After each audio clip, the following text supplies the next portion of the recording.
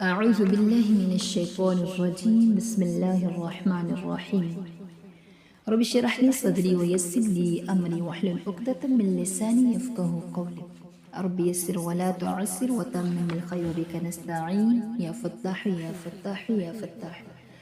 رب زدني علما رب زدني علما رب زدني علما اللهم صل على سيدنا محمد وبارك وسلم السلام علیکم ورحمۃ اللہ وبرکاتہ۔ امید کرتی ہوں آپ سب ایمان اور صحت کی بہترین حالت میں ہوں گے۔ اللہ پاک سب کو ایمان اور صحت کی بہترین حالت میں رکھے، آمین۔ آج ہم انشاءاللہ العزیز سورہ بقرہ کی آیت نمبر 200 اور 201 اور 202 تک کا ترجمہ اور تفسیر کریں گے۔ فَإِذَا قَضَيْتُم مَّنَاسِكَكُمْ، پھر جب پورے کر چکو اپنے حج کے کام، فَاذْكُرُوا اللَّهَ كَذِكْرِكُمْ آبَاءَكُمْ أَوْ أَشَدَّ ذِكْرًا،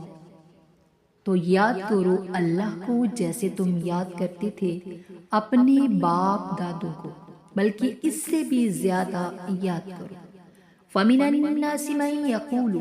پھر کوئی آدمی تو کہتا ہے ربنا آتنا فی الدنیا، اے ہمارے رب دے ہم کو دنیا میں، وما لہ فی الآخرۃ من خلاق، اور اس کے لیے آخرت میں کچھ حصہ نہیں۔ ومنہم من یقول ربنا آتنا فی الدنیا حسنہ، اور کوئی ان میں کہتا ہے اے ہمارے رب دے ہم کو دنیا میں بھلائی، خوبی، نیکی، وفی الآخرۃ حسنۃ، اور آخرت میں بھی بھلائی دے، وقنا عذاب النار، اور بچا ہم کو دوزخ کے عذاب سے۔ اولئک لہم نصیب مما کسبوا، انہی لوگوں کے واسطے حصہ ہے اپنی کمائی سے، واللہ سریع الحساب، اور اللہ جلد حساب لینے والا ہے۔ چوتھی، پانچویں اور چھٹی آیات میں چند رسوم جہالیت کی اصلاح کی گئی۔ جس طرح کہ رسوم جہالیت کی اصلاح مینا میں فضول اجتماعات جو کیا جاتا تھا اس کی ممانعت ہے۔ ایک تو یہ کہ عرب زمانہ جہالیت میں عرفات اور مزدلفہ اور طواف اور قربانی سے فارغ ہو کر جب مینا میں قیام کرتے تھے تو ان کی مجلسیں صرف اس کام کے لیے ہوتی تھی کہ مشاعرے منعقد کریں، تو ان میں اپنے مفاخر، اپنے جو آباء و اجداد تھے ان کے جو مفاخر اور کارناموں کا بیان ہوتا ہے، تو ان کی مجلسیں ذکر اللہ سے یکسر خالی ہوتی تھی۔ تو ان مبارک ایام کو ایسی لغو اور فضول چیزوں میں ضائع کرتے تھے، تو اس لیے ارشاد ہوا کہ اب تم اپنے افعال احرام کو پورا کر چکو اور مینا میں قیام کرو، وہاں رہ کر اللہ کو یاد کرو، اپنے آباء و اجداد کو یاد کرنا، اور خصوصاً ان کے جھوٹے جو سچے مفاخر اور کارنامے ہیں ان کو بیان کرنا چھوڑ دو۔ تو جتنا تم ان کو یاد کرتے ہو اس کی جگہ بلکہ اس سے زیادہ اللہ تعالیٰ کو یاد کرو، ذکر اللہ میں مشغول رہو۔ قرآن کی اس آیت نے عرب کی ایک جاہلانہ رسم کو مٹا کر مسلمانوں کو یہ ہدایت کی کہ یہ ایام اور یہ مقام عبادت اور ذکر اللہ کے لیے مخصوص ہے، تو ان میں ذکر اللہ اور عبادت کی جو فضائل اور برکات ہیں وہ پھر کبھی ہاتھ نہیں آئیں گے۔ لہٰذا اس وقت کو غنیمت جانو، ان دنوں کو غنیمت جاننا چاہیے۔ علاوہ اس کے حج ایک ایسی عبادت ہے جو عموماً سفر طویل کی مشقت، اہل و عیال کی جدائی، کاروبار کو چھوڑنا، ہزاروں روپے اور بہت سا وقت خرچ کرنے کے بعد حاصل ہوتی ہے۔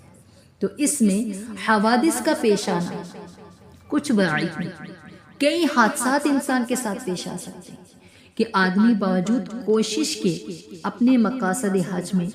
کامیاب نہ ہو سکے۔ جب اللہ تعالیٰ نے اپنے فضل سے تمام موانع ہٹا کر آپ کے مقصد میں کامیاب فرمایا اور فرائض حج پورے ہو گئے تو یہ مقام شکر کا ہے، جس کا اقتضا یہ ہے کہ اور زیادہ اللہ تعالیٰ کے ذکر میں مشغول رہو، ان اوقات کو فضول اجتماعات اور فضول کام یا کلام میں ضائع نہ کرو۔ اہل جہالیت ان اوقات میں اپنے آباء و اجداد کے تذکرے کرتے تھے جن کا کوئی نفع دین اور دنیا میں نہ تھا، تو تم اس جگہ اللہ کا ذکر کرو جو نور ہی نور ہے اور نفع ہی نفع ہے، دنیا کے لیے بھی ہے اور آخرت کے لیے۔ آج کل اگرچہ مسلمانوں میں وہ رسم جہالیت تو نہیں رہی کہ مشاعرے قائم کریں، آباء و اجداد کے تذکرے کریں، لیکن آج بھی ہزاروں مسلمان ہیں جو ان ایام کو فضول اجتماعات میں، فضول دعوتوں میں، تفریحات میں، فضول ویڈیو بنانے میں،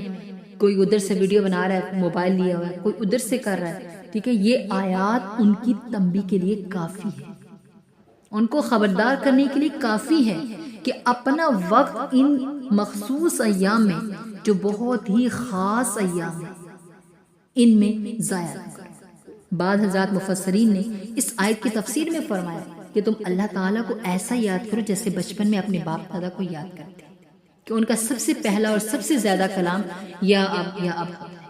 تو اب تم بالغ ہو، جوان ہو، عاقل ہو،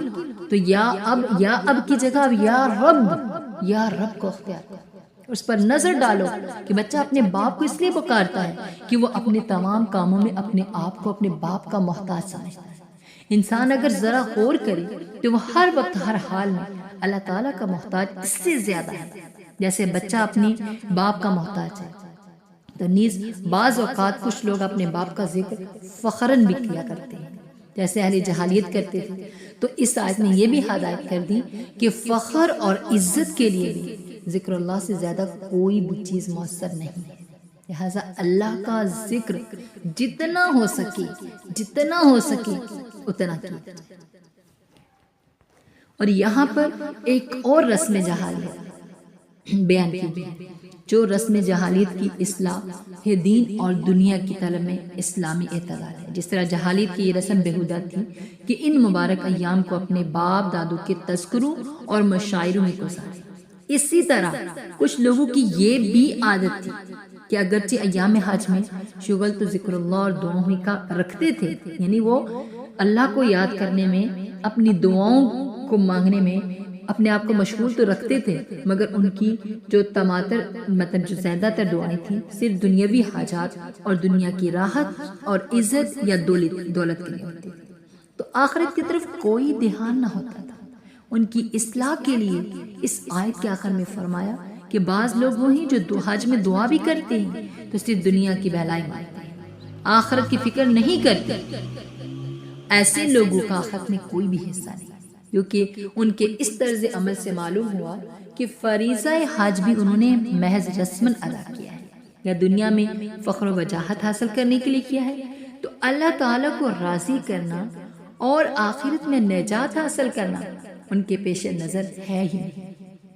تو اس جگہ یہ بات بھی قابل نظر ہے کہ صرف دنیاوی دعا مانگنے والوں کا جو ذکر ہے اس آیت میں اس طرح کیا گیا ہے کہ وہ کہتے ہیں ربنا آتنا فی الدنیا، اس کے ساتھ حسنہ کا لفظ ذکر نہیں کیا گیا، تو جس میں اشارہ ہے کہ دنیا کے لیے بھی حسنہ کے طلبگار نہیں بلکہ اغراض دنیاوی میں ایسے مست ہیں کہ ان کی طلب یہ رہ گئی ہے کہ اپنی خواہش کسی طرح پوری، خواہ وہ اچھی ہو یا برے طریقے سے حاصل یا برے راستے سے ہو، لوگ ان کو اچھا کہیں یا برا کہیں۔ تو اس آیت میں ان مسلمانوں کے لیے بھی بڑی تنبیہ ہے جو موسم حج اور مقامات مقدس میں بھی دعاؤں میں اپنی اغراض دنیاوی ہی کو ترجیح دیتے ہیں اور بیشتر اوقات انہی کے لیے صرف کرتے ہیں۔ اگر ہمارے حالات کا بھی جائزہ لیا جائے تو ثابت ہوگا کہ بہت سے دولت مند لوگ یہاں بھی جو وظائف اور دعائیں کرتے ہیں یا بزرگوں سے کراتے ہیں، ان میں بکثرت لوگ ایسے ہیں کہ ان کی غرض ان تمام وظائف اور دعاؤں سے بھی صرف دولت کی ترقی، تجارت میں برکت، الغرض دنیاوی میں یعنی دنیا کی زندگی میں کامیابی چاہتے ہیں، اور بہت سے وظائف اور نوافل جو پڑھ کر یہ سمجھ لگتے ہیں کہ ہم بہت عبادت گزار ہیں، لیکن وہ حقیقت میں ایک طرح کی دنیا پرستی ہوتی ہے۔ اور بہت سے حضرات زندہ بزرگوں سے اور وفات یافتہ اولیاء اللہ سے بڑا تعلق رکھتے ہیں، لیکن اس تعلق کا بھی بڑا مقصد یہ ہوتا ہے کہ ان کی دعا یا تعویذ سے ہمارے کام نکلیں، دنیا کی آفات دور ہوں گی،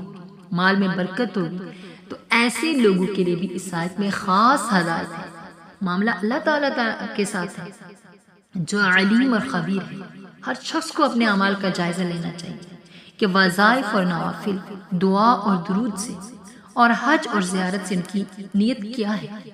تو اس آیت کے آخری حصہ میں کم نصیب محروم القسمت لوگوں کا تذکرہ کرنے کے بعد اللہ تعالیٰ نے نیک اور مقبول بندوں کا ذکر اس طرح فرمایا کہ وہ کیسے دعا کرتے ہیں۔ وَمِنْهُمْ مَنْ يَقُولُ رَبَّنَا آتِنَا فِي الدُّنْيَا حَسَنَةً وَفِي الْآخِرَةِ حَسَنَةً وَقِنَا عَذَابَ النَّارِ، یعنی ان میں کچھ لوگ ایسے ہیں جو اپنی دعاؤں میں اللہ تعالیٰ سے دنیا کی بھلائی بھی مانگتے ہیں، بہتری بھی مانگتے ہیں، اور آخرت کی بہتری بھی، اور عذاب جہنم سے پناہ بھی مانگتے ہیں۔ تو اس میں لفظ حسنہ